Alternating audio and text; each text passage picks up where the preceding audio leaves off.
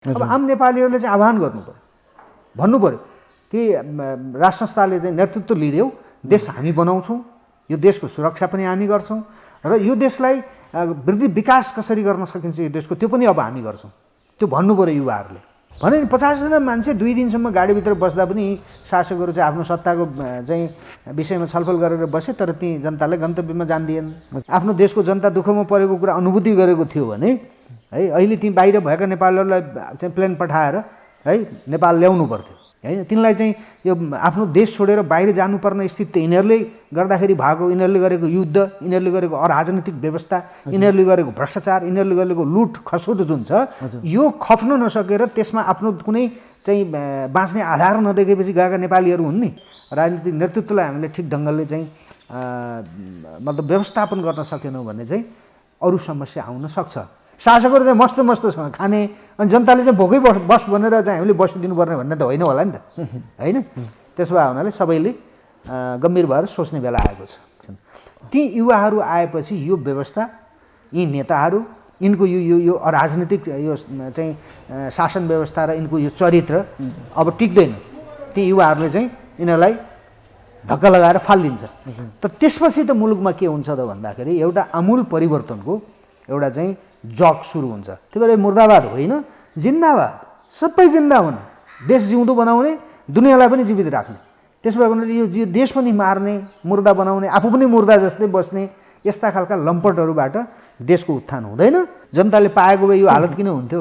कसलाई बाँड्नुभयो होला कसैलाई, उहाँका वरिपरि चाहिँ दगुर्ने मान्छेहरू, उहाँलाई चाहिँ देउता मान्नेहरूलाई बाँड्नुभयो होला। जनतालाई लकडाउनको नाममा सरकारले राखेको छ। यो एक प्रकारले जनतालाई बचाउने नाममा आफू चाहिँ चाहिँदो नचाहिँदो गर्दै बस्ने, लकडाउनलाई उल्लङ्घन त शासकहरूले गरिरहेछ नि। यो राउतेलाई समेत चाहिँ तपाईँको लाज हुने गरिकन, लज्जा बोध हुने गरिकन यिनीहरूले शासन चलाए। समाजको आवाज.com समाजको आवाज.com को विशेष कुराकानीमा वरिष्ठ पत्रकार तथा राजनीतिक विश्लेषक अनिल योगीज्यूलाई स्वागत छ। धन्यवाद तपाईँलाई। आराम हुनुहुन्छ नि? ठिक छु, यस्तै अध्ययन लेख्ने बस्ने। हजुर, देश त यो लकडाउनले एकदम अस्तव्यस्त भएको छ होइन। जनताहरूलाई पनि अब हातमुख जोड्न समस्या भइरहेको स्थिति छ। राजनीति गर्नेहरू जुन अहिले चाहिँ मेन स्ट्रिममा रहेका राजनीतिक पार्टीहरूका नेताहरू, उहाँहरू चाहिँ जनताको दुःखमा साथ दिनुको सट्टा आफ्नै जुन राजनीतिक लडाइँ भागभण्डामा व्यस्त भएको देखिन्छ। यसलाई नजिकबाट त हेरिरहनु भएको छ, के भन्नुहुन्छ यहाँ? त्यही यो अत्यन्तै दुःखद कुरा हो। विश्व मानव समुदाय एउटा महामारीको चपेटामा परेको बेलामा त्यो चपेटामा नेपालीहरू पर्नु पनि स्वाभाविकै हो, परेका छौँ। त यस्तो बेलामा सरकारले, सरकारका अन्य निकायहरूले जनताप्रति उत्तरदायी भएर जनताको जीवन बचाउनका निमित्त प्रयत्न गर्नु पर्थ्यो। अब त्यो प्रयत्नहरू अब एउटा सरकारको तर्फबाट सम्पूर्ण रूपले केही पनि भएको छैन भन्न मिल्दैन। केही कुराहरू भएका पनि छन्, तर समस्या चाहिँ के भने जति हुनुपर्ने थियो त्यति अझै भइरहेको छैन। अहिले पनि कतिपय ठाउँमा त्यो किट पुगेको छैन, त्यो पिपिए सामग्रीहरू पुगेको छैन, औषधिहरू पुगेको छैन। त्यो चेक जाँचको जुन खालको एउटा चाहिँ बलियो एउटा चाहिँ प्रक्रिया हुनु पर्थ्यो, त्यसका लागि चाहिँ स्वास्थ्य कर्मीहरू र स्वास्थ्य सामग्रीको आपूर्ति पनि भएको छैन। त्यसो भए हुनाले राज्यले यसमा अलिकति हेलचक्राइ गरेको हो कि, अथवा राज्यले जति गर्नुपर्ने थियो त्यति गर्न नसकेको हो कि भन्ने एउटा कुरा भयो। र अर्को कुरा चाहिँ तपाईँले अघि भन्नुभयो राजनीतिक अवस्था र राजनीतिक तमासा जुन भन्नु, यो तमासा त बडा यो चाहिँ नरमाइलो एउटा पक्ष हो यो। किनकि देश एउटा सङ्कटमा फँसेको बेलामा, नागरिक जीवन एउटा मतलब भनौँ न एउटा दुःखमा चाहिँ परेको बेलामा अहिले पनि राजनीतिक सत्ताका लागि, शक्तिका लागि, पदका लागि, पैसाका लागि चाहिँदो नचाहिँदो काम गर्ने भने त त्यो त कस्तो भने त्यो जनताको दुःखसँग मजाक गरेको, जनताको दुःखलाई चाहिँ सामान्य रूपमा लिएको र आफ्नो उनीहरूका चाहिँ सत्ता स्वार्थ र महत्त्वाकांक्षालाई प्राथमिकतामा राखेर काम गरेको हो कि भन्ने कुरा त्यो जनताले बुझ्ने गरिकन यो सत्तामा बसेकाहरूले, सरकार चलाउनेहरूले जुन काम गरे यो चाहिँ अत्यन्तै अप्रजातान्त्रिक छ र जनताप्रतिको बेइमानीको चाहिँ एउटा पक्ष हो भनेर आम नेपालीहरूले यसको विरोध गरिरहेछन्। अब मैले पनि यसलाई चाहिँ राम्रो रूपले लिएको छैन।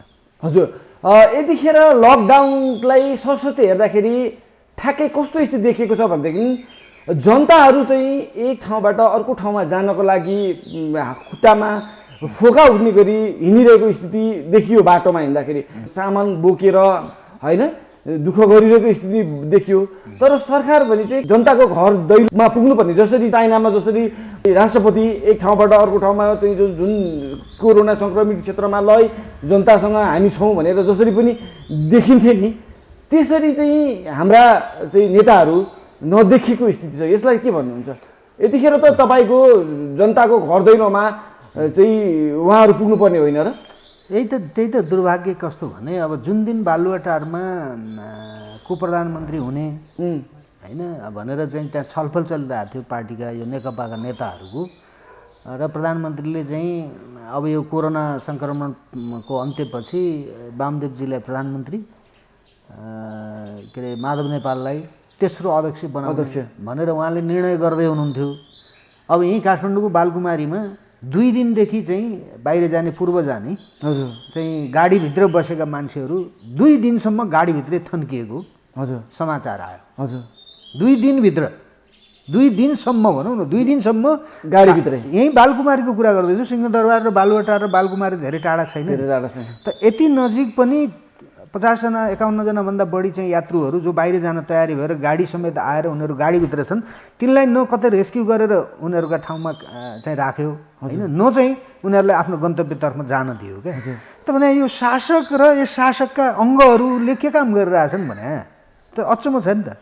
त्यसो भएको हुनाले यो कस्तो भने जनताका लागि यहाँ सोचिएको छैन क्या। जनताको जीवनमा आएको जुन सङ्कट हो, यो सङ्कटलाई शासकले आफ्नो सङ्कट अथवा आफूमाथि आएको सङ्कटको रूपमा यिनीहरूले लिएकै छैन। यिनीहरूको सङ्कट भनेको सत्ताको मात्रै हो। यिनीहरूले बुझेको सत्ता, यिनीहरूले बुझेको व्यवस्था, यिनीहरूले बुझेको चाहिँ त्यो सत्ता र शक्तिको चाहिँ जुन स्रोत आफूसँग भइराख्नुपर्छ भन्ने बाहेक यिनले अरू केही पनि बुझाए देखिँदैन क्या। तपाईँ अन्तको कुरा मैले भने नि, अब बालकुमारीमा 2 दिनसम्म गाडीभित्र तपाईँको ताप्लेजुङको कहाँ जाने गाडी तयार भयो जाने भनेर, गाडीमा चाहिँ त्यो सबै मान्छेहरू तयार भए, काठमाडौँमा खाने व्यवस्था भएन, बहालमा बसेका छन्, रासन पानी छैन, अब गाउँमा गए केही बाँचिएला भनेर जान खोज्ने मान्छेहरूलाई सँग 2 दिनसम्म गन्तव्यमा हिँड्न दिएन, जान दिएन, प्रहरीले जान दिएन। अब यिनीहरू चाहिँ बालुवाटारमा सत्ताका लागि यिनीहरू छलफल गर्दै थिए भनेको यो त कस्तो भने जनताका लागि सोच्ने, जनतालाई दुःख परेको छ, यो बेलामा को कहाँ जाँदैछन्, को के खाँदैछन्, कसको स्थिति के हो भनेर बुझ्नका निमित्त शासक गतिलो भयो भने त उसले त्यो आफ्नो संरचना छ नि, उसँग सेना छ, प्रहरी छ होइन, त्यो स्वास्थ्यकर्मीहरू छन्, न सारा कुरा छ नि त। उसले चाह्यो भने, राज्यले चाह्यो भने गर्न नसक्ने केही पनि कुरा हुँदैन क्या। भने 50 जना मान्छे 2 दिनसम्म गाडीभित्र बस्दा पनि शासकहरू चाहिँ आफ्नो सत्ताको चाहिँ विषयमा छलफल गरेर बसे, तर ती जनतालाई गन्तव्यमा जान दिएन। अथवा यहीँभित्र पनि अब अहिले परिस्थिति अनुकूल छैन, नजानुस् भनेर उनीहरूलाई आफ्नो चाहिँ बहालमा बसेको ठाउँमा डेरामा उनीहरूलाई छोडिदिएर खानेकुरा दिएर यहाँ बस्नुहोस्, खानुहोस्, अहिले बाहिर नजानु भन्न सक्थ्यो नि, भनेन। भनेको कस्तो भने लावारिस मान्छेहरूले चलाएको देश भयो क्या, विवेकयुक्त मान्छेले चलाएको देश भएन। विवेकयुक्त मान्छेले चलाएको देशमा के हुन्छ भने कुनै यस्ता खालका सङ्कट आएको बेलामा, कुनै यस्ता खालका चाहिँ विपदहरू आएको बेलामा राज्य सम्पूर्ण रूपले चाहिँ त्यो ड्युटीमा हुन्छ। त्यसको ड्युटी के हुन्छ त भन्दाखेरि जनता खाना खायो कि खाएन, ढुक्कसँग सुत्यो कि सुतेन भन्नेसम्म हेर्छ। ड्युटी गर्ने त्यो हो नि ड्युटी राज्यको। किन चाहियो राज्य, किन चाहियो प्रधानमन्त्री, किन चाहियो राष्ट्रपति, मन्त्रीहरू किन चाहियो, पुलिस किन, सेना के का लागि चाहियो त भन्दा जनतालाई अप्ठ्यारो परेको बेलामा बचाउनका लागि, ड्युटी गर्नका लागि चाहिँ यो संरचनाहरूको परिकल्पना गरिएको र हरेक राष्ट्र र राज्यले त्यो संरचनाहरू निर्माण गरेका हुन्छ। अब यहाँ चाहिँ सुरक्षाकर्मीहरू आफ्नो तरिकाले खट्या छन् है, स्वास्थ्यकर्मीहरू आफ्नो तरिकाले खट्या छन्, तर शासक चाहिँ किन कर्तव्य विमूढ छ क्या, उसले गन्तव्य नै थाहा छैन उसलाई। अब शासकको निर्देशनमा चल्नुपर्ने संरचना र संस्थाहरूले निर्देशन गतिलो पाएनन् भने त तिनले त काम गर्दैनन्, आफै त कसले गर्छ काम? आफै काम गर्नुपर्ने भएपछि यी राष्ट्रपति किन चाहियो, प्रधानमन्त्री किन चाहियो, मन्त्री किन चाहियो? केही पनि चाहिँदैन नि, आफै पुलिसले गरिहाल्थ्यो, स्वास्थ्यकर्मीले गरिहाल्थे।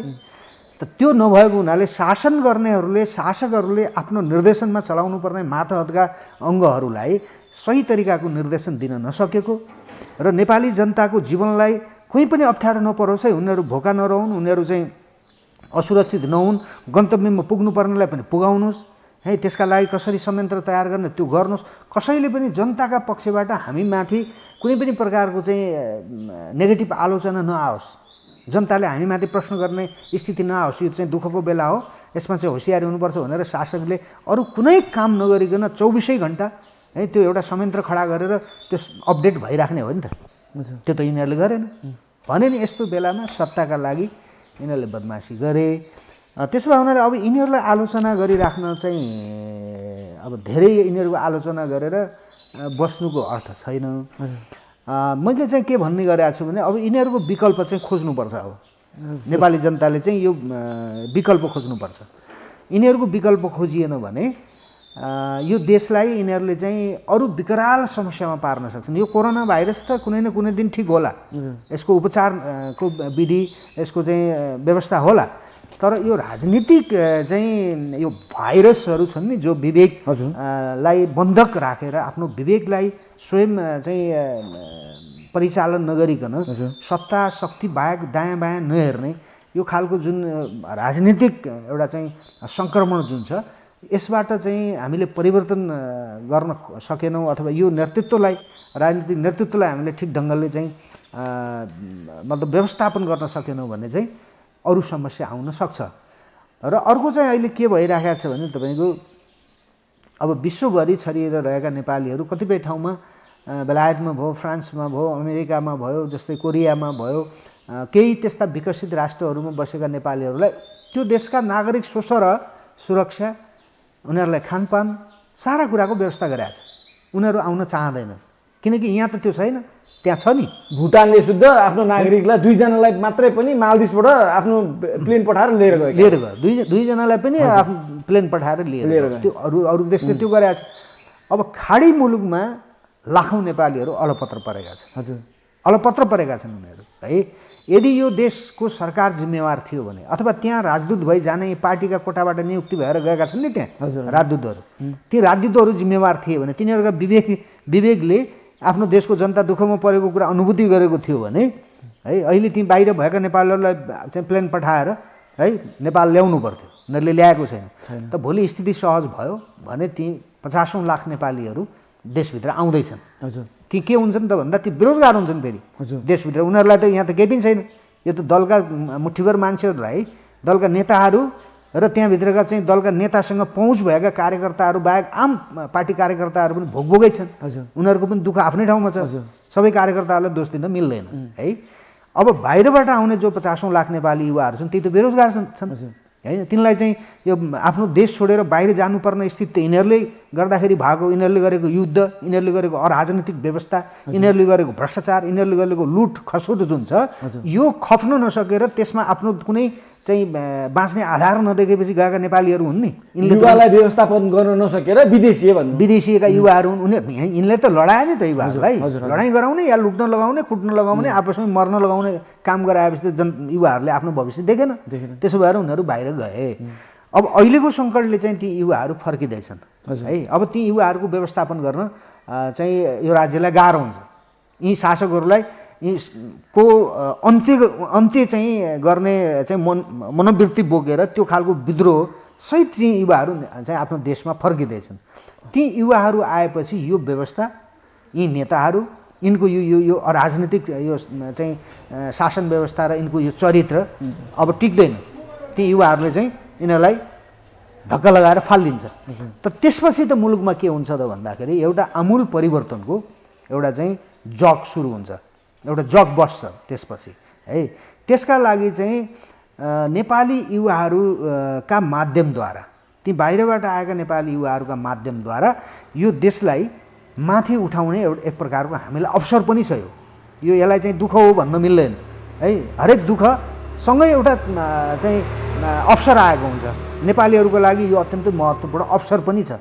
त यसका लागि चाहिँ के भने यो देशको अस्तित्व बचाउने र नेपाली जनतालाई अब आउने जुन भोकमरीको जुन समस्या छ त्यो समस्याबाट चाहिँ नेपालीहरूलाई भोकमरीको समस्याबाट मुक्त गराउनका निमित्त बाहिरबाट आएका युवाहरूबाट र देशभित्र भएका युवाहरू जो यो देश अप्ठ्यारोमा पर्यो भन्ने जसलाई अनुभूति छ, जसले चिन्ता गरेका छन् देशको, ती हरेक पार्टीभित्र होलान् बाहिर होलान्, ती सबै युवाहरूलाई एक ठाउँमा राखेर अथवा ती युवाहरूको भावनालाई बुझेर एउटा राजनीतिक नेतृत्व पनि त्यहीँबाट जन्माउने, ती युवाहरूबाट एउटा राज्य सञ्चालनको राजनीतिक नेतृत्व पनि त्यहीँबाट जन्माउने र उद्यम गर्नका निमित्त चाहिँ यो कृषिलाई आधुनिकीकरण गरेर 50औं लाख युवाहरूलाई उत्पादनमा चाहिँ खाद्य उत्पादनमा लगाउने हो भने हाम्रो भोकमरीको समस्या 6 महिना वर्ष दिनभित्रमा त्यो हल हुन्छ र हामी त्यो आयातमुखी जुन खाद्यान्न छ हाम्रो अहिले जीविका चलाउने जुन खाद्यान्न हामीले आयात गरिराखेका छौँ, अब हामीले निर्यातमुखी चाहिँ कृषिलाई चाहिँ हामीले अवलम्बन गर्नुपर्छ र ती युवाहरूलाई हामीले त्यतातिर चाहिँ लगाउनुपर्छ। त्यो गऱ्यौँ भने, त्यो राज्यले त्यो गर्न सक्यो भने त्यसपछि यो देश उकालो लाग्छ। अब यो अवसरको रूपमा हामीले लिनुपर्छ। अब यो काम गर्नका निमित्त अहिले मैले धेरैतिर सुनिराखेका छु युवाहरूले चाहिँ नेपालको राजनीतिक व्यवस्था भएन, यी नेताहरूसँग राष्ट्रियता रहेनछ, यी नेताहरू चाहिँ इमान्दार रहेनछन्, यिनले देश लुटे, यिनले भ्रष्टाचार गरे हैन। यो कोरोना भाइरसकै एउटा चाहिँ दुःखको बेलामा पनि यिनीहरूले स्वास्थ्य सामग्री ल्याउने कुरामा चाहिँ भ्रष्टाचार गरे भन्ने कुरा आएपछि जनता निकै दुखी भए।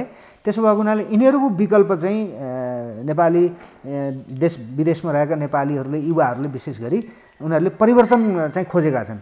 अबको परिवर्तनका निमित्त नेपाली युवाहरूले पनि आह्वान गर्नुपर्छ। अब उहाँहरूले चाहिँ युवाहरूले पनि कसै न कसैले चाहिँ त यो देशलाई त नेतृत्व त दिनु पर्यो नि हैन। त्यो नेतृत्व दिने भनेको मेरो विचारमा चाहिँ अलिकति भद्र संस्था र यो देश निर्माण गरेको संस्था र भद्र ढङ्गले चाहिँ आफ्नो शासन व्यवस्था चाहिँ जसरी चाहिँ छोडिदिएर, दरबार छोडिदिएर जसरी चाहिँ राजा नारायणहिट्टीबाट बाहिरिए, अब आम नेपालीहरूले चाहिँ आह्वान गर्नु पर्यो, भन्नु पर्यो कि राज संस्थाले चाहिँ नेतृत्व लिदेऊ, देश हामी बनाउँछौँ, यो देशको सुरक्षा पनि हामी गर्छौँ र यो देशलाई वृद्धि विकास कसरी गर्न सकिन्छ यो देशको त्यो पनि अब हामी गर्छौँ। त्यो भन्नु पर्यो युवाहरूले।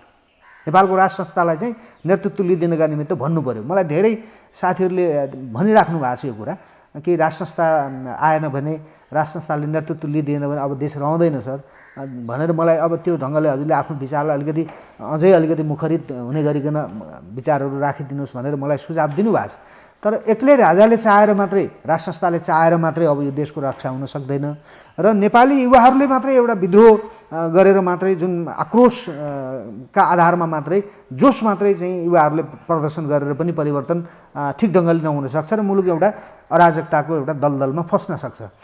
राज संस्थाले चाहिँ एउटा माध्यमको रूपमा नेपाली युवाहरूको आक्रोशलाई म्यानेज गर्ने गरिकन एउटा माध्यमको रूपमा राष्ट्रिय एकता, राष्ट्रियता र नेपाली जनताको जीवन र यो मुलुकलाई सुरक्षित राख्ने शर्तमा राज संस्थाले चाहिँ नेतृत्व गरिदिने राष्ट्रको र अरू बाँकी कुरा चाहिँ एउटा प्रजातान्त्रिक तरिकाले, पूर्ण प्रजातान्त्रिक तरिकाले है, निर्वाचन प्रणालीलाई पूर्ण प्रजातान्त्रिक गरेर चाहिँ युवाहरूलाई राज्य सञ्चालनको केन्द्रमा र युवाहरूलाई नै यो विकास गर्ने र यो देशको चाहिँ जुन आर्थिक विकास, सामाजिक विकास है, हरेक कुराको जुन हाम्रा कमी कमजोरीहरू त्यो कुरालाई उत्थान कसरी गर्न सकिन्छ भन्ने कुरा बाहिर बसेका युवाहरूले त बुझेर आएका छन् नि। 18-20 घण्टा काम गरेर आएछन् नि उनीहरू अर्काका देशमा। त्यो देश कसरी बन्यो त त्यो त युवाहरूलाई थाहा छ नि। त त्यो कुरा यहाँ युवाहरूले लागू गर्नु पर्यो। बाहिरबाट सिकेर आएका युवाहरूले त्यो लागू गर्नुपर्छ। अब बाहिर जाने अनि 2-4 पैसा कमाएर ल्याउने अनि आफ्नै घरजमतिर लाग्ने, अब त्यो गयो, अब त्यो समय गयो, अब त्यो गर्न सजिलो छैन। अब सबै युवाहरूले चाहिँ बाहिरबाट सिकेको सिप, बाहिर अध्ययन गरेको ज्ञान हैन, जे जति छ त्यो कुरा यो देशलाई बचाउने र यो देशका चाहिँ भोलिको पुस्तालाई पनि एउटा सक्षम, एउटा चाहिँ सम्पन्न चाहिँ नेपालीको चाहिँ जीवन बाँच्न सक्ने बनाउनका निमित्त बाहिरबाट आएका युवाहरूले अब योगदान दिने बेला आयो। अब ती परिवर्तनका सम्भावना पनि ती युवा हुन्छन्। अब अब यो लफडा, अब यो जिन्दाबाद र मुर्दाबाद, यो मुर्दाबाद देश पनि मुर्दा बनाउने होइन, सारा मुर्दाको देश भयो। अब जिउँदाको देश बनाउनु पऱ्यो, यो मुर्दाबाद हटाउने। यो मुर्दाबाद जिन्दाबाद के को मुर्दाबाद? अर्थ छैन नि। मुर्दाबाद जिन्दाबाद भन्दा भन्दै 30औं वर्ष गइसक्यो, कति मुर्दाबाद? त्यही भएर मुर्दाबाद होइन, जिन्दाबाद, सबै जिन्दा हुने, देश जिउँदो बनाउने, दुनियाँलाई पनि जीवित राख्ने।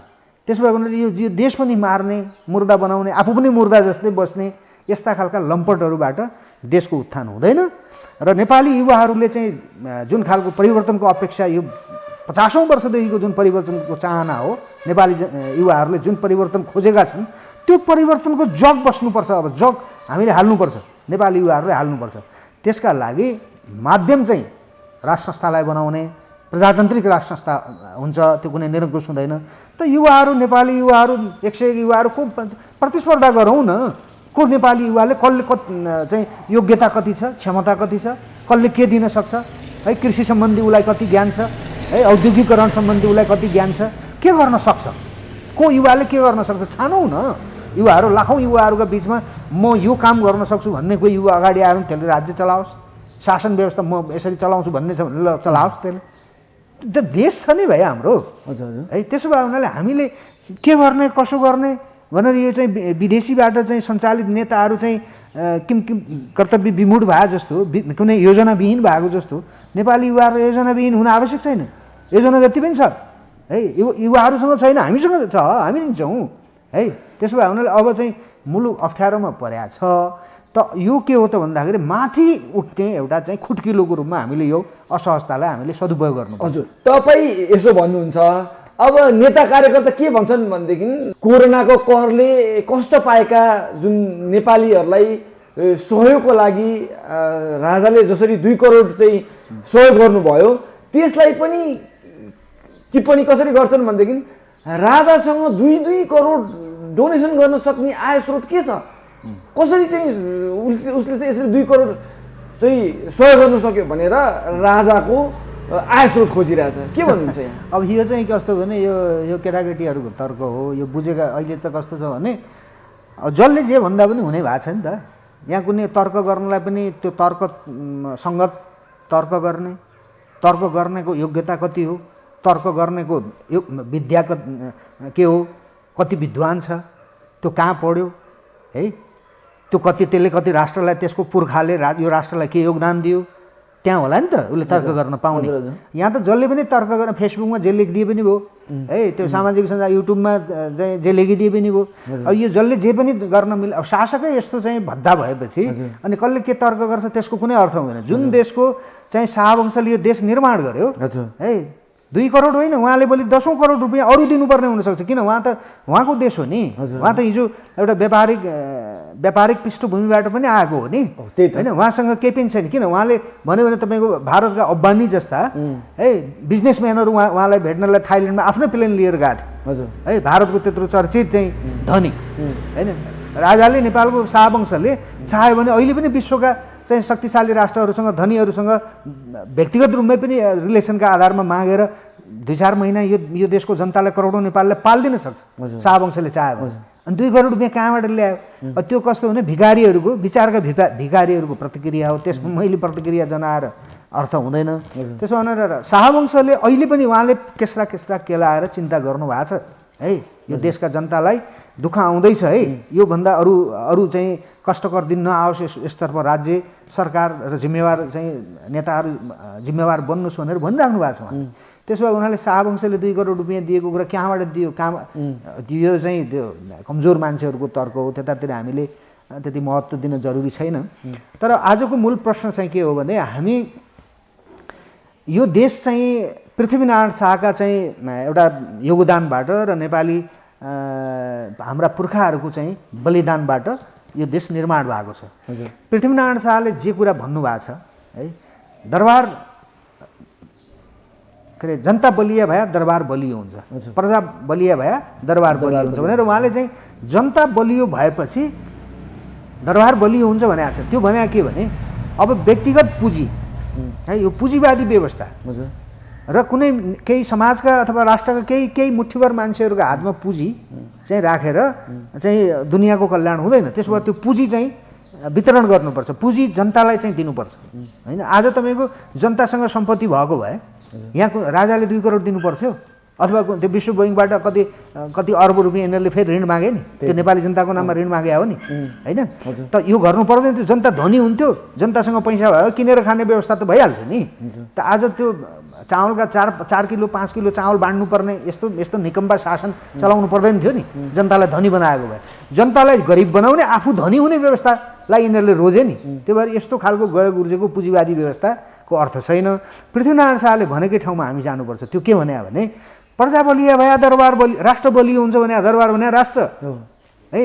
प्रजा बलिया भए त्यो भनेको के भने जनतालाई बलियो बनाऊ। बलियो भने पाखुराको बलको कुरा होइन, आर्थिक हिसाबले बलियो बनाऊ, सामाजिक हिसाबले बलियो बनाऊ, विवेकका हिसाबले पनि बलियो बनाऊ भने हो है। यहाँ त कस्तो भने जनतालाई पनि विवेकहीन बनाइदिने, जनतालाई पनि आर्थिक रूपमा चाहिँ कमजोर बनाइदिने, सामाजिक रूपमा कमजोर बनाइदिने, हुँदा चाहिँ पासपोर्ट हातमा थमाइदिएर लजा भनेर केही योग्यता छैन, क्षमता छैन, केही सिकाएको छैन, तालिम छैन, केही कुराको ज्ञान छैन, अनि त्यो खाडीमा पठाइदिने, जान पनि तयार हुने बाध्यता थियो, जनता तयार भए। त्यसो भने यो चाहिँ कस्तो भने अमानवीय तरिकाको शासन व्यवस्थामा चलाए यिनीहरूले प्रजातन्त्रको नाममा। यस्तो त विवेकहीनले पनि चलाउन सक्दैन भने राउतेले तपाईँको हाम्रो जङ्गलमा जाऊँ रमाइलो लाग्छ क्या मलाई यो हेर्दाखेरि। यिनले गरेको शासन र त्यो 100-200 जनाको चाहिँ हाराहारीमा छ त्यो राउते समुदायको चाहिँ जनसङ्ख्या, त्यो राउतेको मुखियाले पनि आफ्नो जनता कहाँ गयो, भाँडाकुँडी बनाएको हुन्छ काठको, अनि त्यो भाँडाकुँडी बेच्न गाउँमा जान्छ होइन। त्यो गाउँमा जाँदाखेरि त्यो समयमा आएन भने त्यो किन आएन भने खोज्दै हिँड्छ क्या त्यो राउतेको मुखिया है। अब यो राउतेलाई समेत चाहिँ तपाईँको लाज हुने गरिकन, लज्जा बोध हुने गरिकन यिनीहरूले शासन चलाए। अब यो शासनको चाहिँ अर्थ छैन। पृथ्वीनारायण शाहले भनेकै जस्तो विदेश आफ्नो देशलाई बलियो बनाउनका निमित्त, आफ्नो जनतालाई बलियो बनाउनका निमित्त हामीले पृथ्वीनारायण शाहले जुन एउटा अर्थनीति, जुन कूटनीति, जुन राजनीति उहाँले चाहिँ हामीलाई चाहिँ एउटा बाटो देखाएर जानुभएको छ, त्यो बाटोमा चाहिँ शाहवंश पनि फर्किनुपर्छ र नेपाली जनताले पनि त्यो पृथ्वीनारायण शाहका चाहिँ दिव्य उपदेशहरूलाई हामीले अध्ययन गरेर त्यसका आधारमा हामीले नयाँ तरिकाले अहिलेको युगलाई सम्बोधन गर्ने गरिकन हामीले त्यो खालको एउटा दृष्टिकोण बनाएर कार्यक्रमहरू बनाएर अगाडि जानुको विकल्प छैन। त्यसपछि मात्रै हामी यो देशलाई माथि उठाउन सक्छौँ।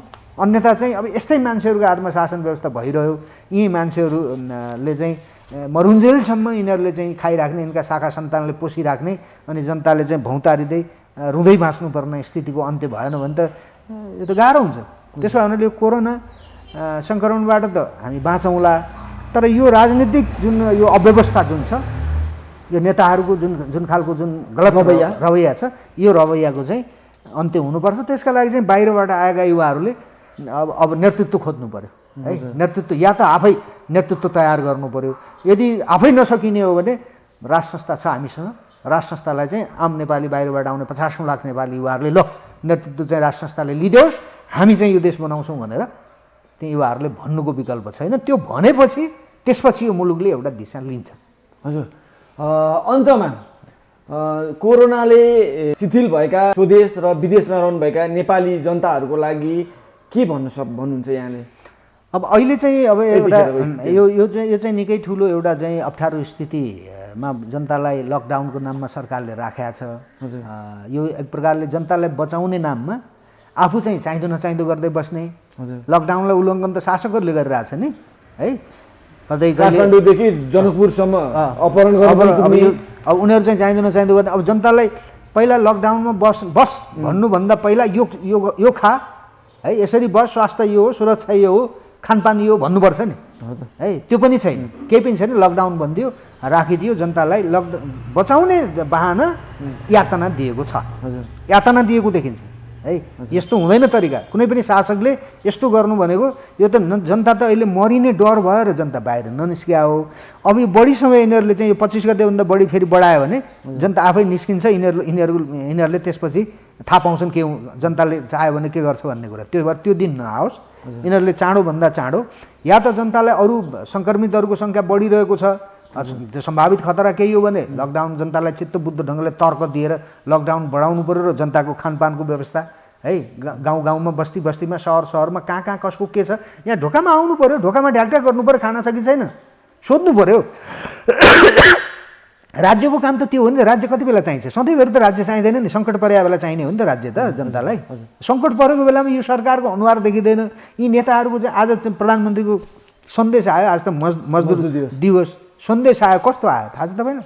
मैले के सोचेको थिएँ भने अब यस्तो दुःख छ, मजदुरहरू त जो दिनभरि काम गरेर चाहिँ बेलुका खाने हो नि त। अब त्यो खालका मजदुरहरूको कस्तो दयनीय अवस्था छ अहिले है। त्यस्तो अवस्थामा सरकारले कमसेकम अरू क्षेत्रलाई केही सम्बोधन नगरे पनि आजको एउटा मजदुर दिवसको चाहिँ अवसरमा मजदुरहरूलाई एउटा कुनै प्याकेज है, यो हो तपाईँहरूको लागि बाँच्ने एउटा आधार है केही समयको लागि भनेर 2 हप्ता 1 महिनाको एउटा चाहिँ कुनै एउटा राहतको चाहिँ प्याकेज सहित प्रधानमन्त्रीले सम्बोधन गर्नुहुन्छ होला भन्दा त प्रधानमन्त्रीले चाहिँ हाम्रो मजदुरहरूसँग हाम्रो ऐक्यबद्धता छ अरे। अब के भने थियो? भोको पेटमा ऐक्यबद्ध प्रधानमन्त्रीले बालुवाटारमा बसेर मस्तसँग आफ्ना चाहिँ हुक्के बैठकहरू वरिपरि राखेर उहाँले चाहिँ मिष्टान्न भोजन गरेर अनि ऐक्यबद्धता चाहिँ ती भोकाहरूसँगको के को ऐक्यबद्धता सरकारको भन्नु त उहाँले पनि त 80 करोडको राहत बाँड्ने त भन्नुहुन्छ। खै अब त्यो जनताले पाएको भए यो हालत किन हुन्थ्यो? कसलाई बाँड्नुभयो होला कसैलाई। उहाँका वरिपरि चाहिँ दगुर्ने मान्छेहरू, उहाँलाई चाहिँ देउता मान्नेहरूलाई बाँड्नुभयो होला। देउताले कहाँ चाहिँ बुझाउँछन् त? त्यस्ता देउता साथमा राखेर बसेको होइन, सारा जनताका लागि बाँचेका मान्छेहरूलाई सल्लाहकार बनाएर बसेको भए त ओली हाई भइहाल्नुहुन्थ्यो, जनतालाई यो दुःखै हुँदैन थियो। त्यही भएर शासकका पछाडि बसेकाहरू नै बेइमान भएको हुनाले, ठगहरू भएको हुनाले होइन, चाटुकारहरू भएको हुनाले, जनतालाई शोषण गर्ने, जनतालाई ठग्ने ठगहरू भएको हुनाले राणा भाग्नु पऱ्यो होइन। राजा नेपालको राजा पछाडि हट्नुपर्ने हो र? राजालाई पछाडि हट्नु पऱ्यो, त्यस्तै चाटुकारहरूले हो नि। त्यो भएर नेताहरूको अन्त्य पनि त्यस्तै सल्लाहकार, यस्तै चट्टाहरू साथमा राखेर हिँड्ने शासकहरूका प्रवृत्तिले गर्दा यी नेताहरूको पनि अन्त्य भयो होइन। त्यसो भए हुनाले यिनीहरूले अब राम्रो काम गर्ने कुनै छाँटकाँट देखिँदैन। अब यो लकडाउनलाई चाहिँ यिनीहरूले खुकुलो बनाउँदै लग्नुपर्छ है। कहाँ के शर्त जीवन बाँच्नका निमित्त आफ्नो काम गरेर कि त रासन पानी दिए भाइ, रासन पानी दिँदैन भने त काम गर्ने वातावरण बनाउनु पऱ्यो नि है। त्यसो भएको हुनाले अन्तिममा आम नेपालीहरूलाई चाहिँ स्वयं आफै पनि आफ्नो जीवनको रक्षा गर्नका निमित्त यो कोरोना भाइरसबाट सङ्क्रमणबाट आफू जोगिनका निमित्त के गर्दा चाहिँ सहज हुन्छ त्यो पनि गर्ने र आफ्नो जीवनलाई पनि एक्टिभ बनाउने र आफ्नो काममा लाग्ने चाहिँ सोच बनाउनका निमित्त सबैले त्यो चाहिँ एउटा चाहिँ सोच बनाइराखौँ र राज्यसँग कि त चाहिँ आफ्ना आधारभूत आवश्यकता पूर्तिका निमित्त हरेक अहिले त सामाजिक सञ्जाल छ, सडकमै निस्किनु पर्दैन, दबाब दिउँ, सामाजिक सञ्जालकै माध्यमद्वारा दबाब दिउँ, खानाले भनौँ होइन भने निस्किनुको विकल्पै छैन। किनकि बस ऊ चाहिँ खाने, शासकहरू चाहिँ मस्त खाने, अनि जनताले चाहिँ भोकै बस भनेर चाहिँ हामीले बसिदिनुपर्ने भन्ने त होइन होला नि त होइन। त्यसो भए हुनाले सबैले गम्भीर भएर सोच्ने बेला आएको छ। हस्, समय र संवादको लागि यहाँलाई धेरै धेरै धन्यवाद। ल, मलाई पनि मौका दिनुभयो यस्तो सङ्कटको बेलामा, धेरै धेरै धन्यवाद छ। यदि तपाईँले अहिलेसम्म यस च्यानललाई सब्सक्राइब गर्नुभएको छैन भने प्लिज सब्सक्राइब गरिदिनुहोला र साइडको घन्टीलाई पनि एकचोटि बजाइदिनुहोला।